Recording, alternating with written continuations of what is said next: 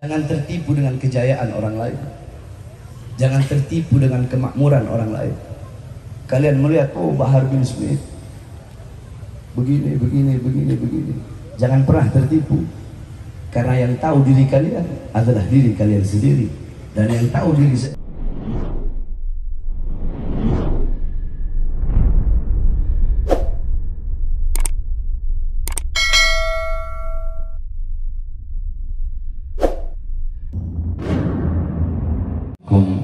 Warahmatullahi wabarakatuh.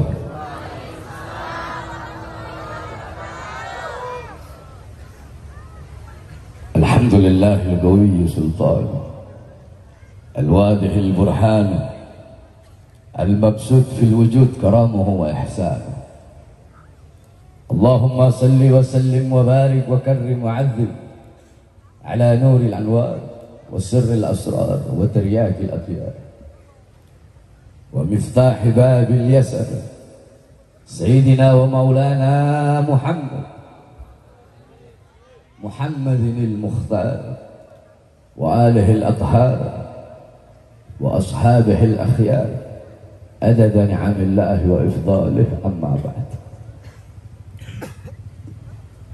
Yang saya cinta, yang saya muliakan, para alim ulama, para habaib, para kiai, para asatid, para tokoh masyarakat, segenap aparat pemerintah, wabil khusus guru-guru kita yang baru saja menyampaikan nasihat mutiara ilmu, hikmah yang begitu luar biasa. Guru kita Al-Walid Al-Habib Fahmi Al-Idrus, guru kita yang datang dari jauh Al-Habib Ali Al-Haddad, yang dimana beliau, saya masih teringat, saya berutang budi besar kepada abah beliau, yang dimana ketika itu semua santri Dalwa nggak ada yang nggak tahu saya. Santri yang paling nakal di pondok itu saya. Semua tahu. Ketika ente pergi tanya anak Dalwa, yang paling nakal di pondok siapa? Bahar bin Ali bin Smith. Yang paling nakal di pondok siapa? Bahar bin Ali bin Smith. Saya diskors 3 kali, kemudian saya dikeluarkan dari pondok. Akhirnya berkat abah beliau, abang. Semoga Allah panjangkan umur abah beliau. Abah beliau dengan saya punya abah waktu masih hidup, dengan almarhum masih hidup Ami Awad Al-Qadiri, Ami Abdullah Al-Khirid, dengan abah beliau datang bawa saya ke Abu Yazid. Bahar bin Smith mau masuk pondok lagi. Abu Yazid ngelihat ayahnya beliau, abahnya beliau, sehingga saya diterima lagi masuk pondok, karena saya tidak mau kalau keluar dari pondok tidak mendapatkan ridha dari Abu Al-Habib Zain bin Hasan Baharud. Yang saya cintai, yang saya muliakan, Khadimul Majlis Al-Habib Ainul Yakin Al-Ghadri, mudah-mudahan Allah panjangkan umur beliau, Allah sehatkan jasmani dan ruhani beliau. Sebelum berangkat tadi ada setengah jam saya mikir, datang enggak. Ini yakin Al-Ghadri orang baik. Udah datanglah, walaupun nongol aja wajah, yang penting datang. Kita telah mendapatkan banyak nasihat-nasihat, sedikit yang ingin saya sampaikan. Saudara-saudara, kita masih berada di bulan Muharram, akhir-akhir Muharram. Yakni ketika kita berbicara tentang Muharram, maka tidak akan pernah bisa dilepaskan daripada hijrahnya baginda Nabi besar Muhammad. Apa itu hijrah?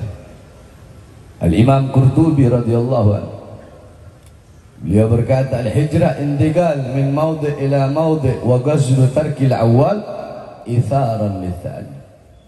Hijrah itu adalah pindah dari satu tempat ke tempat yang lain dan menyengajai, punya tujuan, punya maksud untuk meninggalkan tempat yang pertama menuju tempat yang kedua. Al-Imam As-Suyuti qala al-hijrah intiqal an syai' ila syai'. Imam Suyuti mengatakan hijrah itu pindah dari sesuatu kepada sesuatu. Al-Imam Al-Mujahid qala al-hijrah tarku diyarahum in khafa al-fitnah wal-i'tidar fi dhatillah. Hijrah adalah orang-orang yang meninggalkan rumah mereka, kampung halaman mereka.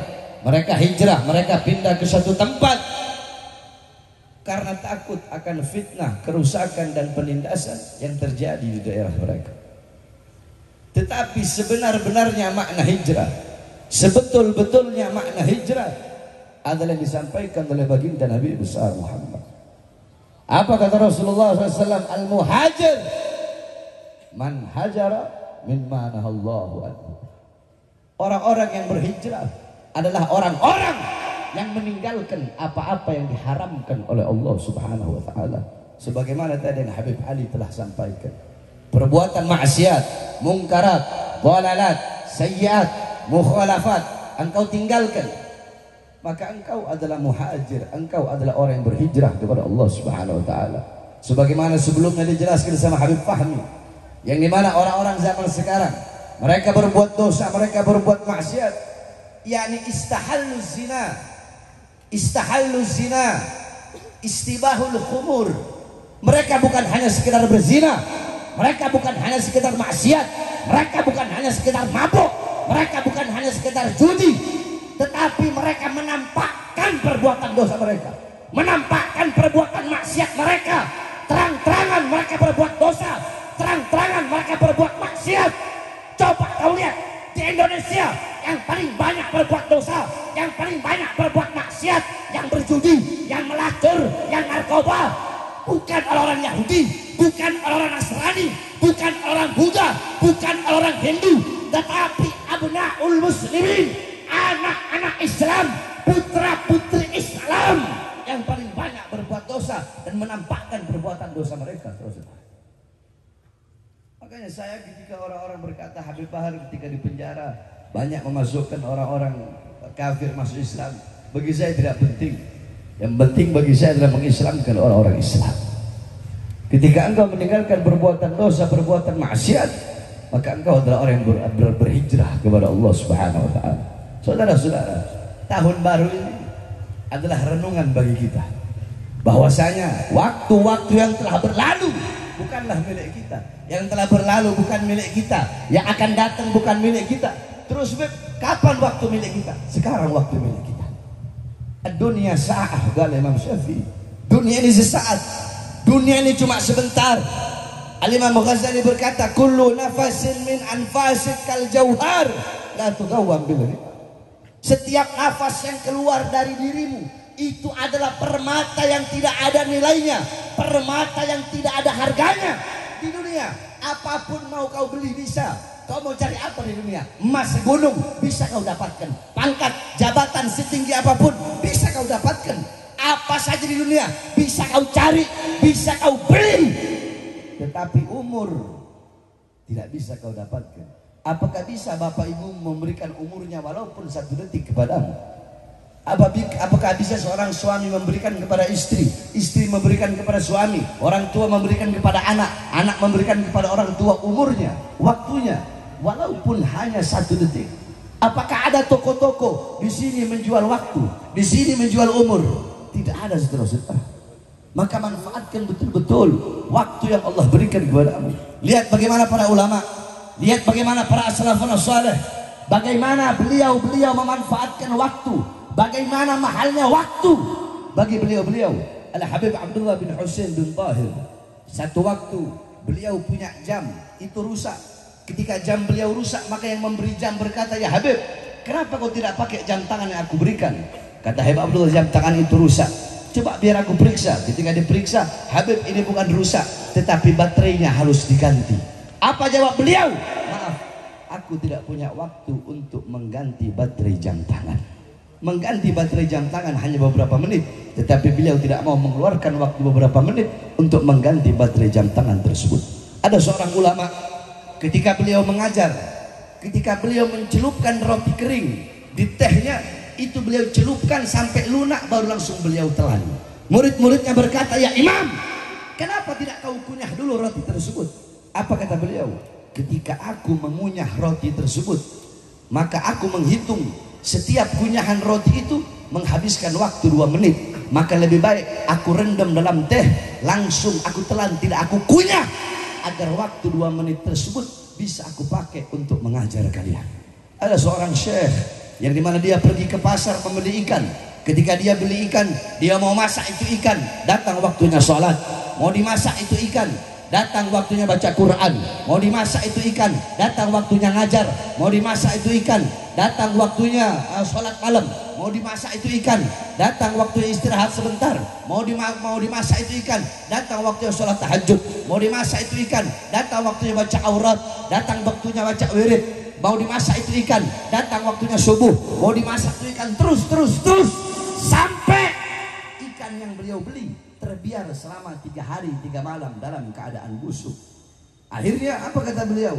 Aku makan ikan tersebut mentah-mentah dalam keadaan busuk karena aku tidak memiliki waktu untuk menggoreng ikan tersebut. Kami punya guru, saya punya guru Habib Muhammad bin Idrus Al-Haddad. Ketika beliau mengajar, baru masuk pintu, hayya aulad iqra'ud du'a, baru masuk pintu sambil jalan, padahal dari pintunya cuma jarak situ sampai sini. Ini tempat beliau ngajar, itu sound pintunya. Masuk pintu, hayya aulad iqra'ud du'a, apa itu ta'lumu wa ta'limu, dzikra wa dzikra wa nafanti falifara, sambil jalan. Walifar li sifat hatta tamusuki bi kitab bila bi sunnah terus kita kau jalan bi qurbi Allah subhanahu wa ta'ala bi sirril Fatihah. Murid-muridnya baca Fatihah. Kenapa dari ujung pintu, dari mulai masuk pintu beliau habiskan waktunya untuk membaca doa taklim, agar waktu beliau berjalan dari depan pintu kelas sampai tempat beliau duduk tidak terbuang sia-sia. Pertanyaannya, saya, kalian telah berapa lama, berapa detik, berapa menit, berapa jam, berapa hari, berapa minggu, berapa bulan, berapa tahun waktu yang telah kita sia-siakan untuk hal-hal yang tidak berguna, untuk hal-hal yang tidak bermanfaat. Wasiat saya yang terakhir, ikhtanim khamsan qabla khamsin, manfaatkanlah 5 perkara sebelum datang 5 perkara. Syababaka qabla haramika, manfaatkan masa mudamu sebelum datang masa tuamu. Mumpung kau masih muda, manfaatkan masa muda tersebut untuk apa? Untuk belajar. Habib Ali tadi sudah bilang, yakni laisal mar'u yuladu aliman. Tidak ada seseorang dilahirkan dalam keadaan berilmu. Tidak ada orang lahir tahu-tahu dia bisa. Para nabi, para rasul, Nabi Adam, apakah Nabi Adam tahu-tahu langsung bisa? Tidak. Allah yang mengajarkan asmaul a'zam. Rasulullah SAW gal adabani rabbi, Allah yang mendidikku, Allah yang mengajariku. Para nabi, para rasul belajar kepada Allah Subhanahu wa taala mumpung masih muda. Manfaatkan waktu tersebut untuk belajar. Nanti kalau kau sudah tua, baru kau menyesal. Sihataka qabla sagabika, manfaatkan masa sehatmu sebelum datang masa sakitmu.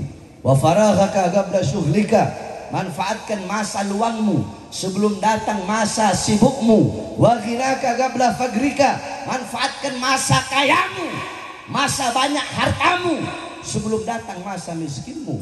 Wa hayataka qabla mautika, dan manfaatkan masa hidupmu sebelum datang masa matimu. Kata Imam Ghazali, tidak ada orang yang tahu nilai dari 5 perkara tadi sebelum datang 5 perkara yang lain.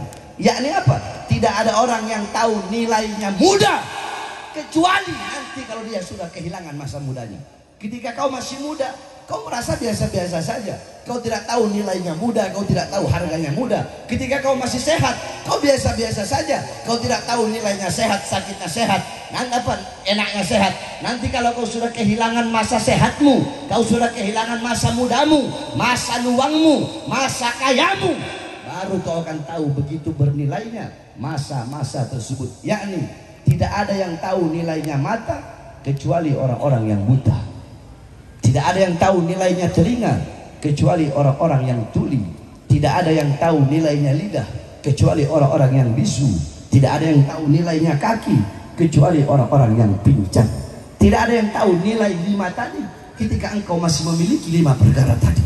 Ketika engkau sudah kehilangan 5 perkara tadi, baru engkau tahu begitu bernilai dan berharganya 5 perkara tadi.